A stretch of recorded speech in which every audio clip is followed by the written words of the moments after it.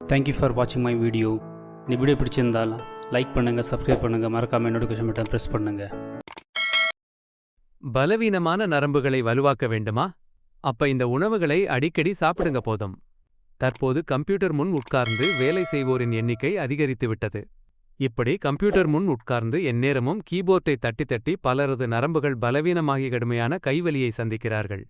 அதேபோல் நீண்ட நேரம் நின்று கொண்டு வேலை செய்வோரை எடுத்துக்கொண்டால் அவர்களின் கால்களில் உள்ள நரம்புகள் பலவீனமாகி கால்வலியை சந்திக்கிறார்கள். இப்படி நீங்களும் பலவீனமான நரம்புகளால் அடிக்கடி கைகால் வலியால் அவதிப்படுகிறீர்களா? அப்படியானால் நரம்புகளை வலுவாக்க உதவும் உணவுகளை அதிகம் உணவில் சேர்த்து வாருங்கள். நமது உடலில் நரம்பு மண்டலம்தான் மூளை மற்றும் முதுகெலும்பிலிருந்து நரம்புகள் வழியாக உடலின் பல பகுதிகளுக்கு செய்திகளை கொண்டு செல்கின்றன.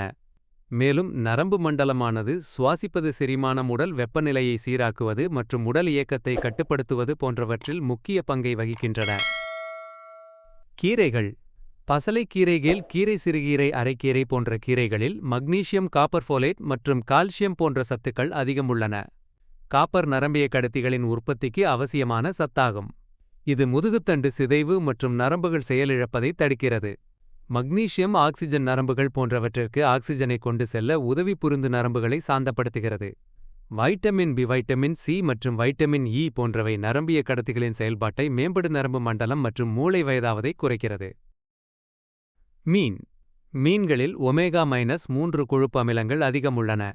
இவை நரம்புகளை பாதுகாக்க உதவுகின்றன.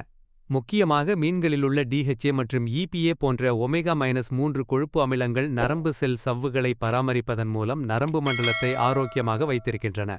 எனவே பலவீனமான நரம்புகளை கொண்டவர்கள் அதை வலுப்படுத்த மீன்களை அடிக்கடி வாங்கி சாப்பிடுங்கள். மஞ்சள். தினசரி சமையலில் சேர்க்கப்படும் மஞ்சள் நரம்புகளை வலுப்படுத்த பெரிதும் உதவி புரியும். இதற்கு இதில் உள்ள குர்குமின் என்ற பாலிஃபினால் தான் காரணம்.